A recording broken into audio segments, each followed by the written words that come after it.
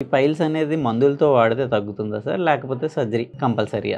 అంటే ఇందాక చెప్పినట్టు స్టేజెస్ ఉంటాయి కదా! ఓకే. దాంట్లో స్టార్టింగ్ స్టేజెస్‌లో మందుల వల్ల సరిపోతుంది. అంటే సిట్స్ బాత్ లాంటివి చేయిస్తాం. మందులు వాడిస్తాం సరిపోతుంది. స్టేజ్ పెరిగే కొద్దీ ఆపరేషన్ ఖచ్చితంగా చేయాల్సొస్తది.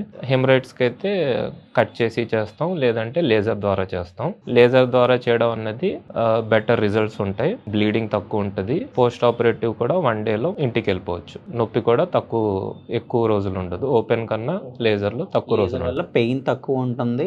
బ్లీడింగ్ కూడా తక్కువ ఉంటుంది. 1 డేలో డిశ్చార్జ్ అయిపోవచ్చు.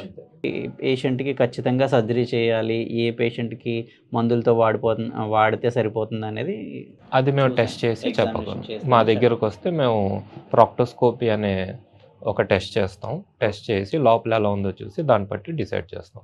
స్టేజ్ బట్టి మందులు పెడతాం. లేదంటే ఆపరేషన్ చేయాల్సొస్తది. ఫిస్టులా అంటే ఏంటి సార్? యానల్ ఫిస్టులా అంటారు కదా! అది ఏంటి? ఫిస్టులా అన్నది ఏంటంటే ఈ యాబ్సెస్ వల్ల వచ్చిన ఒక పరిణామంనే మనం ఫిస్టులా అంటాం. యాన్యువల్ గ్లాండ్స్‌లో ఏదైతే ఇన్ఫెక్షన్ వచ్చిందో దానివల్ల అక్కడ ఒక కన్నం పడుతుంది పేగులో లోపల.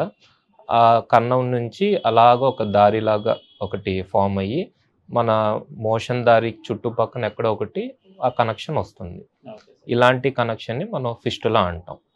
ఈ దారి నుంచి ఆ దారి. ఇక్కడ ఏంటంటే ఆ ఫిస్టులా అన్నది దాన్ని అలా వదిలేస్తే అది పిల్లలు పెట్టేసి ఎక్కువ దారులు క్రియేట్ చేసేస్తది. దానివల్ల మరి చాలా ఇబ్బంది అవుతుంది. అదంతా ఇన్ఫెక్షన్ అయిపోయి అదంతా ఇబ్బంది అవుతుంది. సో, ఫిస్టులా ఎంత తొందరగా అయితే అంత తొందరగా మనం ఆపరేషన్ చేసేయాలి. అది ఉన్నట్టు మనకెలా తెలుస్తుందంటే బయటగా చీమ్‌లా కారడం గానీ, ఏదో ఒకటి సెక్రీషన్స్‌లా రావడం అన్నది జరుగుతుంది. అలా అవుతున్న పక్షంలో మా దగ్గరకొస్తే మేము స్కాన్ చేయించి కన్ఫర్మ్ చేస్తాం.